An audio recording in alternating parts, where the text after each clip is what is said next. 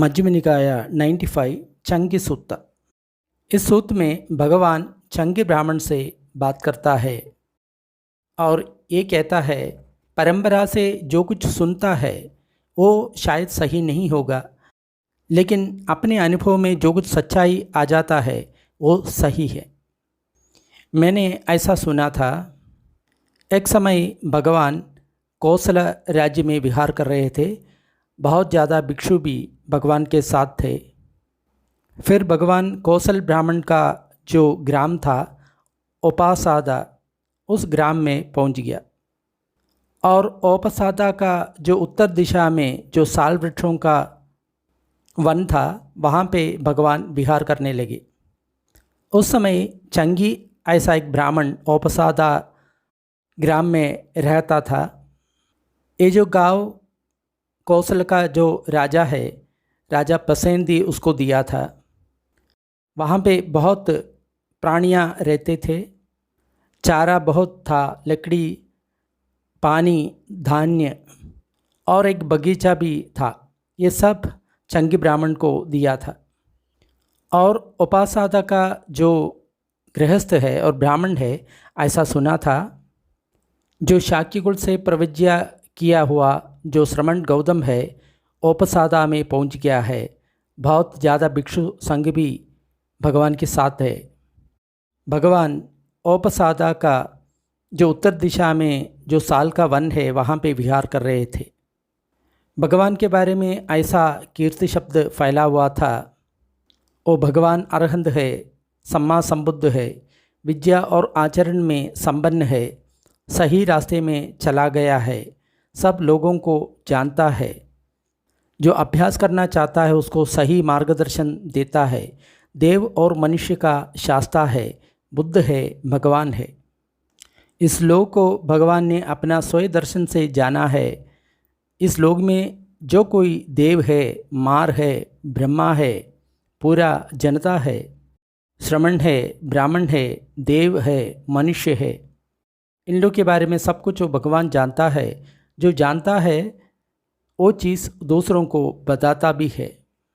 वो भगवान ऐसा धर्म सिखाता है जो आदि में कल्याणकारी है, मध्य में कल्याणकारी है, अंत में कल्याणकारी है, अर्थवत है, अच्छा भाषा में बताया गया है और ऐसा मार्ग दिखाता है वो केवल परिपूर्ण है, केवलम परिशुद्ध है। ऐसा अरहंत को दर्शन करना बहुत अच्छी बात है। तब उन लोग सब उपासादा से बाहर निकल करके समूह के रूप में सालवन की ओर प्रस्थान किया। वहाँ पे देववन है, वहाँ की ओर प्रस्थान किया। उस समय चंगी ब्राह्मण अपनी जो घर की जो ऊपर मंजिल है वहाँ के लिए चला गया था। दोपहर थोड़ा सोने के लिए निकल गया था। तब चंगी ब्राह्मण ने देखा वहाँ पे जितना ब्राह्मण थे और गृहस्थ थे वो सब देववन या शालवन की ओर जा रहा था। फिर वो चंगी ब्राह्मण अपनी जो परिचारक है उसको ऐसा कहा, ये गृहस्थ और ब्राह्मण उत्तर की ओर देववन की ओर क्यों जा रहे हो? तो उसका परिचारक ने कहा, शाक्य कुल से जो प्रवजित हुआ जो शाक्य पुत्र है श्रमण गौतम है, बहुत बड़ा भिक्षु संघ के साथ उपासादा के जो उत्तर दिशा में जो देववन है, सालवन है, वहाँ पे विहार कर रहे थे।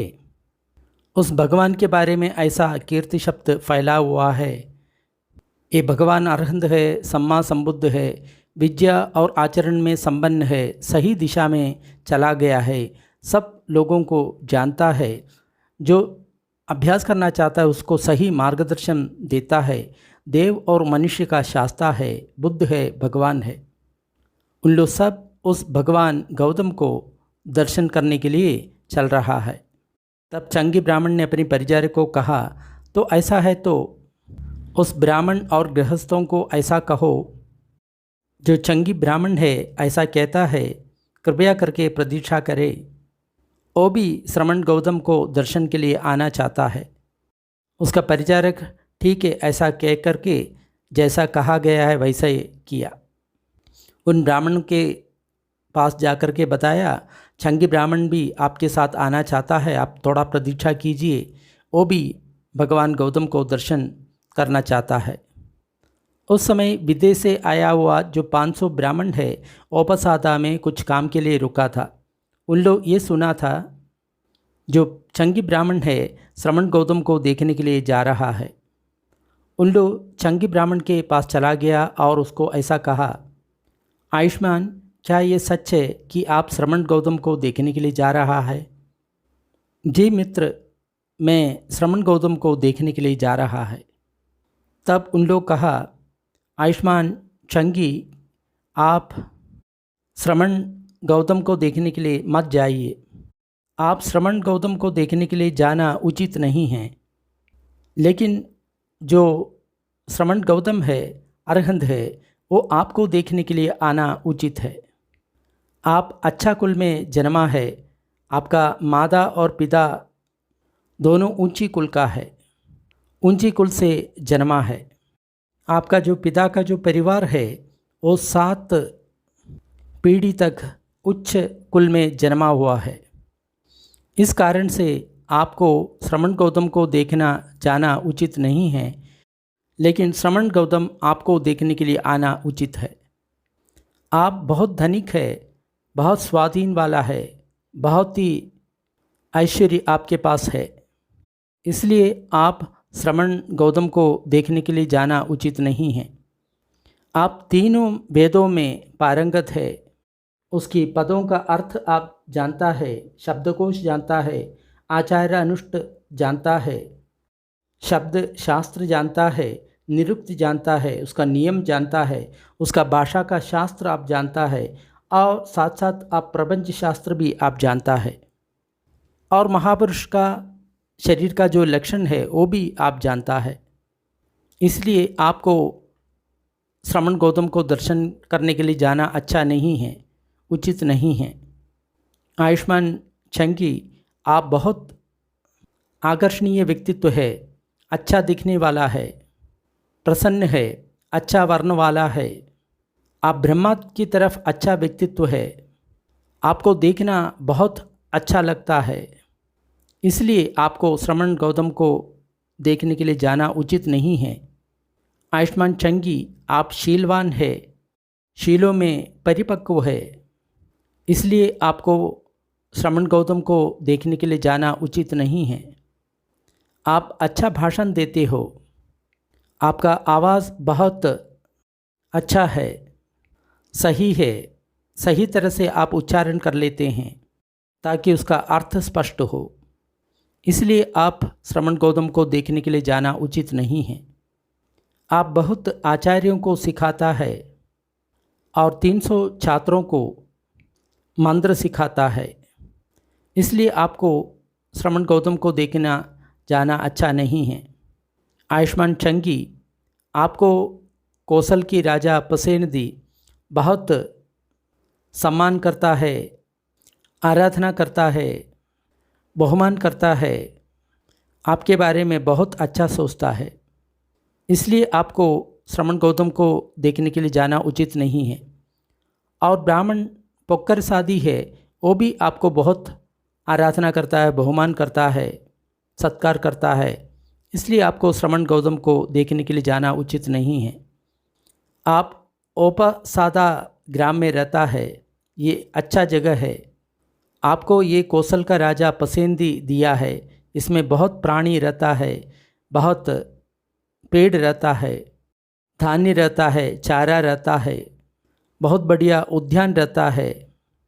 ये सब के कारण आप श्रमण गौतम को देखने के लिए जाना उचित नहीं है, लेकिन श्रमण गौतम आपको देखने के लिए आना उचित है। लेकिन श्रमण गौतम आपको देखने के लिए आना उचित है। जब उन ब्राह्मणों ने ऐसा कहा तो चंगी ब्राह्मण उन लोग को ऐसा कहा, ऐसा है तो आयुष्मान लोग आप सुनिए, क्यों मैं श्रमण गौतम को देखने के लिए जाना उचित है, श्रमण गौतम मुझे देखने के लिए आना उचित नहीं है, इसके बारे में आप सुनिए। श्रमण गौतम भी अपनी माँ और पिता की अच्छा कुल में जन्मा हुआ है। श्रमण गौतम के पिता की जो कुल है वो 7 पीढ़ियों तक अच्छा कुल में जन्मा हुआ है।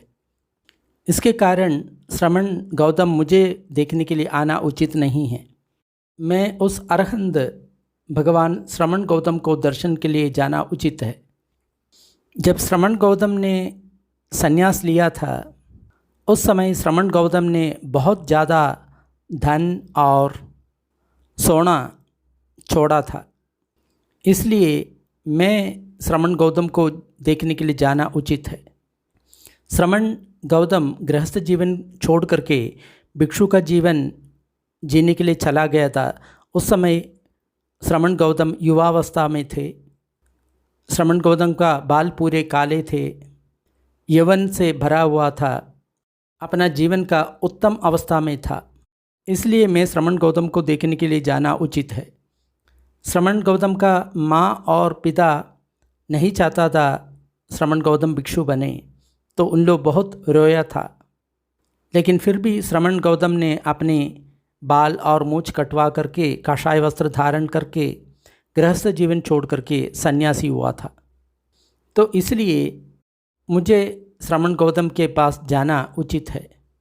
श्रमण गौतम भी बहुत सुंदर है, अच्छा दिखने वाला है, प्रसन्न है, बहुत अच्छा वर्ण वाला है, ब्रह्मा की तरफ बहुत अच्छा दिखता है, देखने के लिए बहुत अच्छा लगता है। तो इसलिए मुझे श्रमण गौतम के पास जाना अच्छा है। श्रमण गौतम शीलवान है, आर्य शीलों को पालन करता है, इसलिए श्रमण गौतम को देखने के लिए जाना उचित है। श्रमण गौतम अच्छा भाषण देता है और श्रमण गौतम का जो भाषण है बहुत ही क्लियर है, अच्छा शब्दों में कहा गया है, शब्दों से उसका अर्थ बिल्कुल स्पष्ट हो जाता है। इसलिए मुझे श्रमण गौतम को देखने के लिए जाना उचित है। वो आचार्यों को भी आचार्य है, इसलिए मुझे श्रमण गौतम को देखने के लिए जाना उचित है। श्रमण गौतम अपनी कामराग को परिपूर्ण तरह से ख़त्म किया है। कामराग भगवान को बिल्कुल नहीं है, इसलिए मुझे भगवान का दर्शन के लिए जाना उचित है। श्रमण गौतम कर्मवादी है, क्रियावादी है, कभी ब्राह्मण समुदाय को कोई कष्ट देना नहीं चाहता, इसलिए मुझे श्रमण गौतम को देखने के लिए जाना उचित लगता है। श्रमण गौतम बहुत ऊंचा कुल से प्रवज्या लिया है, बहुत धनवान, स्वाधीन और धन वाला जो घर है उसको छोड़ करके श्रमण गौतम ने भिक्षु बना है। लोग बहुत दूर से आता है, विविध राज्यों से आता है, श्रमण गौतम से प्रश्न पूछने के लिए आता है। तो इसलिए मुझे श्रमण गौतम को देखने के लिए जाना उचित है। सहस्र संख्या में जो देवता है श्रमण गौतम की शरण में चला गया है, इसलिए मुझे श्रमण गौतम के पास जाना उचित है। श्रमण गौतम भगवान है, अरहंत है, सम्मा संबुद्ध है, विद्या और आचरण में संपन्न है, सही रास्ता में चला गया है, सब लोगों को जानता है, जो शिक्षा लेना चाहता है उसको सही तरह से अभ्यास करवाता है, देव और मनुष्य का शास्ता है, बुद्ध है, भगवान है, इसलिए मुझे भगवान का दर्शन करने के लिए जाना उचित है। श्रमण गौतम के शरीर में महापुरुष का 32 लक्षण उपलब्ध है, इसलिए मुझे श्रमण गौतम के पास जाना उचित है। जो मगधा का राजा सेनीय बिंबिसार और उसकी पत्नियां और बच्चे सब जीवित पर्यंत श्रमण गौतम के शरण में चला गया है। और कौशल की राजा पसेनदी और उसका भार्याएँ और बच्चे सब अपने जीवन पर्यंत श्रमण गौतम के शरण में चला गया है। तो इसलिए मुझे श्रमण गौतम को देखने के लिए जाना उचित है। और जो ब्राह्मण पुकार शादी है और उसका पत्नियां हैं, बच्चे हैं, सब अपने जीवन पर्यंत श्रमण गौतम की शरण में चला गया है, इसलिए मुझे श्रमण गौतम के पास जाना उचित है। श्रमण गौतम औपसादा की जो उत्तर दिशा में जो देववन है, सालवन है, वहाँ पे विहार करने के लिए आया हुआ है। और जो भी ब्राह्मण और श्रमण अपने गांव में आ जाता है वो अपनी अतिथि बन जाता है और उन अतिथियों को आदर करना, बहुमान करना अपना धर्म है। इस कारण से भी श्रमण गौतम मुझे देखने के लिए आना उचित नहीं है, लेकिन मैं श्रमण गौतम के पास जाना यही उचित है। श्रमण गौतम के बारे में जो कुछ प्रशंसा मैंने सुना है इतना ही सुना है, लेकिन श्रमण गौतम का प्रशंसा इसमें ख़त्म नहीं होता, क्योंकि श्रमण गौतम का जो प्रशंसा है वो आनंद होता है। इतने प्रशंसा के बारे में जब बोलता है उसमें एक ही प्रशंसा काफ़ी है, उसके कारण श्रमण गौतम मुझे देखने के लिए आना उचित नहीं है, लेकिन मैं श्रमण गौतम को देखने के लिए जाना उचित है। ऐसा है तो आयुष्मान हम सब मिलकर के श्रमण गौतम के पास जाएंगे, श्रमण गौतम को देखने के लिए चले जाएंगे। और चंगी ब्राह्मण अनेक ब्राह्मणों के साथ भगवान के पास पहुंच गया और भगवान को अभिवाद्य करके कुशल प्रश्न किया। अभिवाद्य और कुशल प्रश्न के बाद चंगी ब्राह्मण एक और बैठ गया। उस समय भगवान बहुत उच्च ब्राह्मणों के साथ कुशल प्रश्न कर रहे थे। उस समय उस सभा में एक ब्राह्मण विद्यार्थी था, उसका नाम था कापटिका। वो वहाँ पे सभा में बैठे थे। वो बहुत युवा था, अपना सिर मुंडन किया हुआ था, उसका उम्र 16 साल का था। उसने तीनों वेदों का अध्ययन किया था, उसका पदों का अर्थ वो जानता था, आचार अनुष्ठान जानता था, उसका शब्द शास्त्र जानता था, निरुक्त जानता था, नियम जानता था, भाषा का शास्त्र जानता था और प्रपंच शास्त्र भी वो जानता था। और महापुरुष का जो लक्षण होता है उसके बारे में वो जानते थे। जब वो वरिष्ठ ब्राह्मण भगवान के साथ कुशल प्रश्न करता था, इस ब्राह्मण विद्यार्थी में बीच में कुछ बोला। तब भगवान बुद्ध कापटिका को डांटा। आयुष्मान भारद्वाज, वरिष्ठ ब्राह्मण जब बोलता है उसके बीच में मत बोल दिया करो। जब तक उन लोग बोल रहा है, उन लोग का बात जब तक ख़त्म नहीं होता तब तक आप मौन रहिए। जब भगवान ने ऐसा कहा, चंगे ब्राह्मण भगवान को ऐसा कहा, भगवान गौतम कापटिका को डांटो नहीं। कापटिका एक कुलपुत्र है, बहुत पढ़ा हुआ व्यक्ति है, अच्छा भाषण देने वाला है। वो गौतम शास्त्र के साथ वाद करने में सक्षम है। तब भगवान ने ऐसा सोचा, एक कापटिका ब्राह्मण है, बिल्कुल ये 3 वेदों के बारे में ही मुझसे बात करेगा। ये किस प्रकार पीढ़ी दर पीढ़ी आकर के अपने पास पहुंच गया, इसके बारे में ये बोलेगा। इसके कारण इस ब्राह्मण ने इसको आगे रखा है। तब ब्राह्मण कापटिका ने ऐसा सोचा था, जब श्रमण गौतम मुझे देखेगा तब मैंने प्रश्न पूछूंगा। तब भगवान कापटिका को मन की जो बात को जान लिया, तब भगवान ने कापटिका के ओर देखा। तब कापटिका ऐसा सोचा था, श्रमण गौतम मुझसे बात करना चाहता है, क्यों ना मैं श्रमण गौतम को प्रश्न नहीं पूछूं। तब उस कापटिक ब्राह्मण भगवान को ऐसा कहा, आयुष्मान गौतमा, किन लोग के माध्यम से जो पुराना मंत्र है वो ब्राह्मण के पास आया वो सही है, ऐसा करके ब्राह्मण क्यों सोचता है? उन लोग ये सोचता है यही सच है, बाकी सब मिथ्या है, ऐसा करके उन लोग सोचता है। इसका कारण क्या है? इसके बारे में भगवान गौतम क्या कहता है? तब भगवान ने बोला, ऐसा है तो भारद्वाज, मैं इसको जानता हूँ, मैं इसको देखता हूँ, ऐसा कहने वाला एक भी ब्राह्मण है क्या? यही सच है, बाकी सब झूठ है, ऐसा कहने वाला एक ही ब्राह्मण है क्या? नहीं आयुष्मान गौतमा, ऐसा है तो भारद्वाज, ब्राह्मणों का एक अध्यापक है या अध्यापकों का अध्यापक है। 7 पीढ़ियों तक पूर्व जो अध्यापक थे उन लोग, मैं इसको जानता हूँ, मैं इसको देखता हूँ, ऐसा कहने वाला कोई भी था? यही सच है, बाकी सब झूठ है, ऐसा कहने वाला कोई भी था? नहीं आयुष्मान गौतम।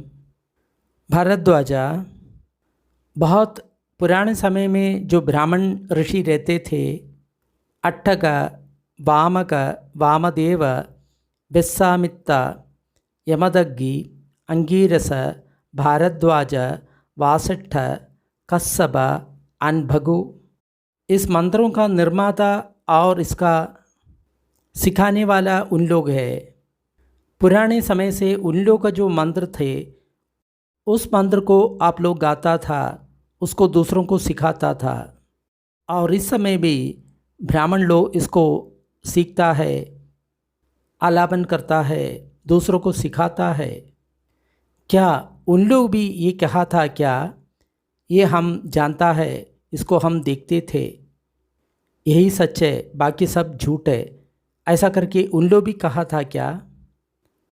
नहीं आयुष्मान गौतम शास्त्रा। तब भगवान ने बोला, तो भरद्वाजा, एक भी ब्राह्मण जो 7 पीढ़ियों तक पूर्वज जो ब्राह्मण थे, वो भी ये नहीं कहा था मैं ही सब कुछ जानता हूँ, मैं ही सब कुछ देखता हूँ, यही सच है, बाकी सब झूठ है, ऐसा नहीं कहा था। और पूर्व में जो ब्राह्मण ऋषि रहते थे, जैसा है अट्टको, वामको, वामदेवो, विश्वामित्रो, यमदग्नि, अंगीरसो, भारद्वाजो, वासिष्ठो, कश्यपो, भगु, उन लोग भी ऐसा नहीं कहा हम लोग ये जानता है, हम लोग ये देखता है, यही सच है, बाकी सब झूठ है। भरद्वाजा, ऐसा सोचो, अंधे व्यक्तियों का कुछ कतार है, हर कोई अपने सामने एक और अंधे को खड़ा कर लेता है, और जो आगे रहने वाला वो भी नहीं दिखता, मध्य में रहने वाला वो भी नहीं दिखता, जो अंत में रहने वाला वो भी नहीं दिखता। इसी प्रकार ये जो ब्राह्मण का जो प्रस्तावना है, वो ऐसा लगता है अंधे व्यक्तियों का एक कतार है, जो पहला व्यक्ति है वो भी नहीं दिखता, मध्य में जो रहता है वो भी नहीं दिखता, जो अंत में जो रहता है वो भी नहीं दिखता। भारद्वाजा, आप क्या सोचते हो? ये बात इस प्रकार का है, इसके कारण जो ब्राह्मण का श्रद्धा है, इस श्रद्धा का कोई भूमिका नहीं है ना? ब्राह्मण लोग श्रद्धा के कारण इसको सम्मान नहीं देता, क्योंकि पीढ़ी दर पीढ़ी बोली से आया है, इसलिए उसको सम्मान देता है। भरद्वाजा, पहले आपने श्रद्धा पर जोर दिया था, अभी आप आलापन के माध्यम से जो कुछ आया है यही सत्य है, ऐसा करके कहता है।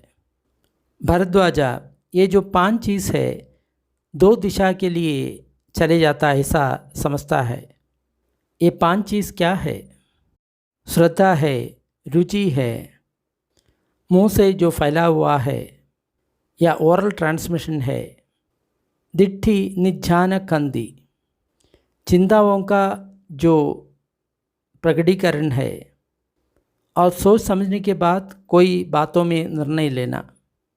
इसलिए आपको किसी के ऊपर अच्छा श्रद्धा है, लेकिन फिर भी वो शून्य है, उसमें कुछ भी नहीं है, गलत है। और आपके मन में पूर्ण श्रद्धा नहीं है, हो सकता है वो सच हो सकता है, सही हो सकता है, वो गलत नहीं हो सकता। अगर आप कुछ चीज़ को पूरी तरह समर्थन करता है, तब भी वो शून्य हो सकता है, गलत हो सकता है, असत्य हो सकता है। लेकिन किसी चीज़ को आप समर्थन नहीं करता, फिर भी वो सच हो सकता है, सही हो सकता है। कुछ चीज़ बहुत पुराने समय से लोग सीखते आ रहा था, वो भी गलत हो सकता है, शून्य हो सकता है। और जो कुछ पूर्व से लोग सुनते आ रहा था, वो हो सकता है, सही भी हो सकता है, सच भी हो सकता है। कुछ चीज़ अच्छी तरह सोच करके बताया होगा, फिर भी वो गलत तो हो सकता है, शून्य हो सकता है। कुछ चीज़ अच्छी तरफ सोच करके बताया होगा, फिर भी वो सही हो सकता है, सत्य हो सकता है। कुछ चीज़ तर्क वितर्क से अच्छी तरफ से सोचा होगा, लेकिन फिर भी वो शून्य हो सकता है, उसके अंदर कुछ भी नहीं है, गलत हो सकता है। लेकिन कुछ चीज़ बिना तर्क वितर्क से धारण किया होगा, लेकिन वो सच हो सकता है, सही हो सकता है। एक अच्छा व्यक्ति उस सत्य को रक्षा करना चाहता है। उस सत्य को रक्षा करने का सही विधि ये नहीं है, यही सत्य है, बाकी सब झूठ है, ऐसा कहने से बात नहीं बनता। लेकिन गौतम शास्त्र आप सत्य को कैसे सुरक्षित रखता है उसका व्याख्या कीजिए। भरद्वाजा, एक व्यक्ति को बहुत अच्छा श्रद्धा है, वो सत्य को संरक्षित करता है कि मैं श्रद्धावान हूँ इसलिए मैं संरक्षण करता हूँ, ऐसा वो कहता है। फिर भी वो ऐसा सोच नहीं सकता कि यही सत्य है, बाकी सब मिथ्या है। एक व्यक्ति को अच्छा विश्वास है, ये मेरा विश्वास है, ऐसा सोच करके वो सत्य का संरक्षण करता है। लेकिन फिर भी ये विश्वास नहीं किया जा सकता यही सच है, बाकी सब झूठ है। परंपरा से जो आया हुआ है, उसको जो मिला है, परंपरा से जो मिला है इसलिए सत्य है, ऐसा करके हम सोच नहीं सकते। यही सही है, बाकी सब गलत है, ऐसा हम नहीं सोच सकते। और हम सोच समझ करके किसी को अपने पास रखा और यही सच है कि ऐसा करके हमने सोचा, लेकिन उससे भी निश्चित नहीं किया जा सकता कि यही सच है, बाकी सब झूठ है। और हम तर्क वितर्क करके कुछ चीज़ को समझा, तर्क वितर्क से मैंने ये जाना, ऐसा करके वो सत्य का संरक्षण करने के लिए कोशिश करता है। लेकिन फिर भी वो ये नहीं कह सकता यही सच है, बाकी सब झूठ है। भरद्वाजा, इसी प्रकार सत्य का संरक्षण के बारे में बताया, इसी प्रकार सत्य का संरक्षण के बारे में मैंने व्याख्यान किया। लेकिन इससे भी सत्य को हम नहीं जान सकते। गौतम शास्त्र, इसी प्रकार हम सत्य को संरक्षण किया ऐसा हम कहता है, इसी प्रकार सत्य का संरक्षण होता है ऐसा हम व्याख्यान करता है।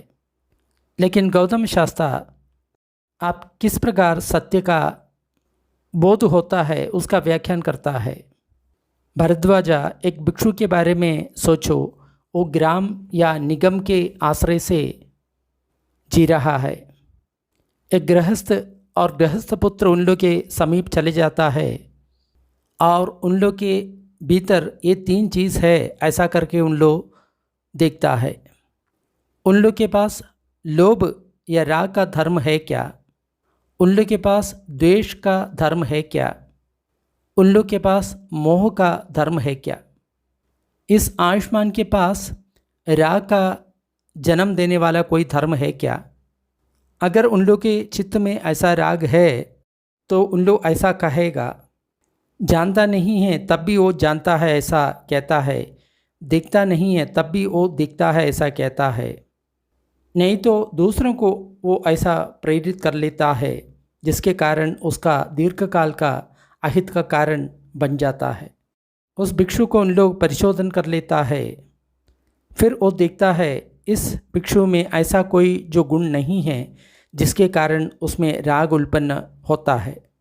इसके कारण जो जानता नहीं है वो जानता है ऐसा नहीं कहता, और देखता नहीं है वो देख लिया ऐसा नहीं कहता। और उस श्रवण का जो शारीरिक और वाचिक क्रिया ऐसा है जिसमें राग नहीं है, ऐसा क्रिया उन लोग का होता है। और जो कुछ धर्म वो सिखाता है वो बहुत गंभीर है, देखने के लिए बहुत मुश्किल होता है, समझने के लिए बहुत मुश्किल होता है, शांत है, सूक्ष्म है, तर्क के बाहर है। सिर्फ पंडित ही उसका अर्थ जान सकता है। जिन लोग के पास राग है उन लोग ऐसा धर्म नहीं सिखा सकता, उसके लिए ये काम आसान नहीं है। उन लोग को ऐसा विषकलन करके उन लोग ये समझता है इस भिक्षु के पास राग को प्रजनन करने वाला कोई गुण नहीं है। फिर उन लोग उस भिक्षु पर द्वेष का गुण है क्या ऐसा देखता है। इस आयुष्मान के पास द्वेष का कोई गुण है क्या? अगर उन लोग के मन में द्वेष है तो उन लोग ऐसा कहेगा।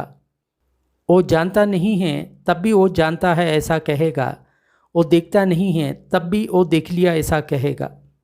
नहीं तो दूसरों को वो ऐसा प्रेरित करेगा, उसके कारण उन लोग को दीर्घकाल के लिए दुख का कारण बन सकता है।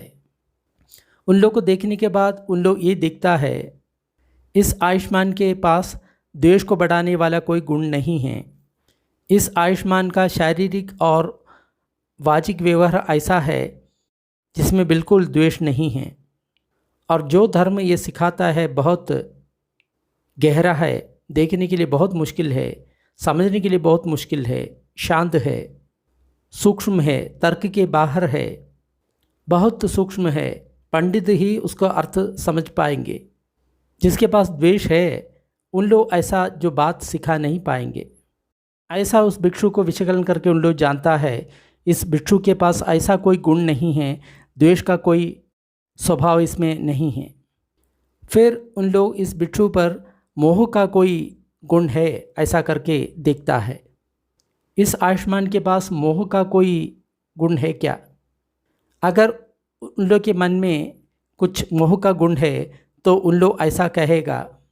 जो नहीं जानता फिर भी वो जान लिया ऐसा कहेगा, नहीं देख लिया तब भी वो देख लिया ऐसा कहेगा।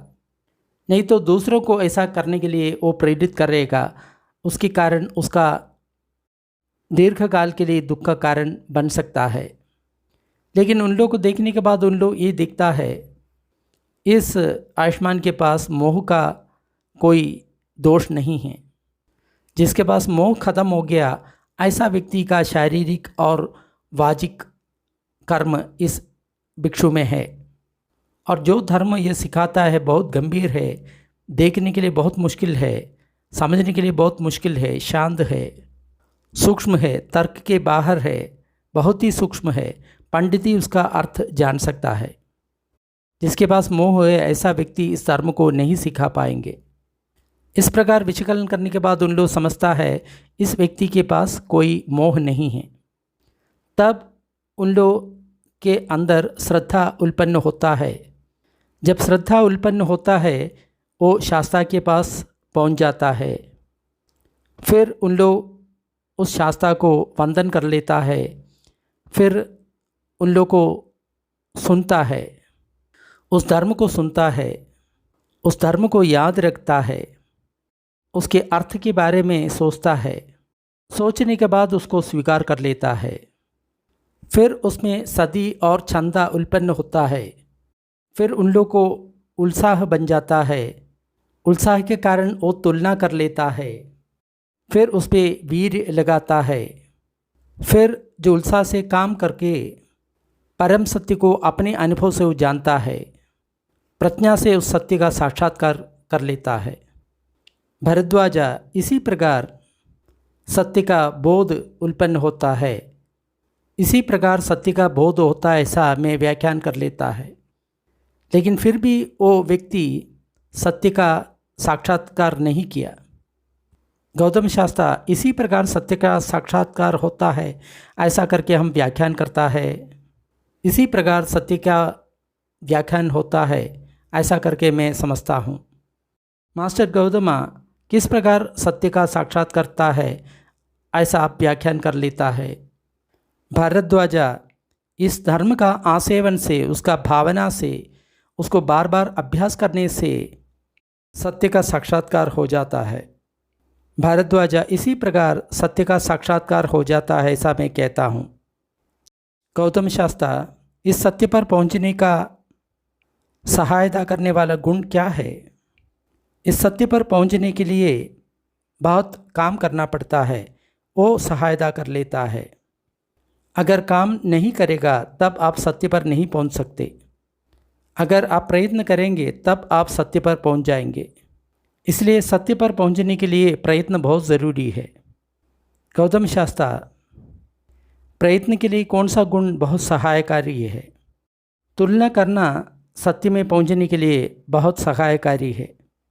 उत्साह सत्य पर पहुँचने के लिए बहुत सहायकारी है। छंद ये सत्य में पहुँचने के लिए बहुत सहायकारी है। सोच करके उस धर्म का स्वीकार करना सत्य पर पहुंचने के लिए बहुत सहायक करता है। उस धर्म का अर्थ के बारे में सोचना सत्य पर पहुंचने के लिए बहुत सहायकारी है। उस धर्म को याद करना उसके अर्थ के बारे में सोचने के लिए सहायकारी है। उस सत्य का सुनना उस सत्य को याद रखने में सहायकारी है। सही तरह से उसको सुनना धर्म को सुनने में सहायकारी है। आपके पास श्रद्धा होगा तब भी आप एक टीचर के पास जाएंगे, इसलिए श्रद्धा टीचर के पास जाने का सहायकारी है। मैंने गौतम शास्त्रा को सत्य के बारे में, सत्य को संरक्षण करने के लिए पूछा था और गौतम शास्त्रा मुझे उत्तर दे दिया। मैं उस उत्तर को स्वीकार करता हूँ। मैं उससे तृप्त है। उस सत्य पर कैसे पहुँच जा सकता है उसके बारे में मैंने गौतम शास्त्रा से पूछा। गौतम शास्त्रा उसके लिए उत्तर दे दिया। मैं उससे तृप्त हूँ। उस सत्य को कैसे प्राप्त किया जा सकता है इसके बारे में मैं गौतम शास्त्रा से प्रश्न पूछा। गौतम शास्त्रा उसके लिए उत्तर दे दिया। मैं इसको स्वीकार करता हूँ। मैं उसमें तृप्त है। उस सत्य पर कैसे पहुँचना है, उसके लिए क्या क्या सहायता करता है, इसके बारे में मैं गौतम शास्त्रा से पूछा। गौतम शास्त्रा उसके लिए उत्तर दे दिया। मैं उस उत्तर को स्वीकार कर लेता हूँ और उसमें मैं तृप्त हूँ। जो कुछ मैंने गौतम शास्त्रा से पूछा सब कुछ गौतम शास्त्रा ने मुझे उत्तर दे दिया। मैं उस सब को स्वीकार कर लेता हूँ। मैं उससे तृप्त हूँ। गौतम शास्त्रा, मैंने ऐसा सोचा था ये जो सिर मुंडन करने वाला जितना जो सन्यासी है वो सब गलत सन्यासी है, उसके पास कोई शिक्षा नहीं होता। लेकिन गौतम शास्त्रा मुझे इस भिक्षुओं के लिए प्रेम करना, उस पर श्रद्धा करना, उसको आदर करना, ये सब सिखाया। बहुत बढ़िया गौतम शास्त्रा, बहुत बढ़िया। आज से गौतम शास्त्रा मुझे अपना उपासक समझिए। वो जब तक प्राण रहता है आपका शरण में चले जाता है। चंगी सूत्रम नित्यदा।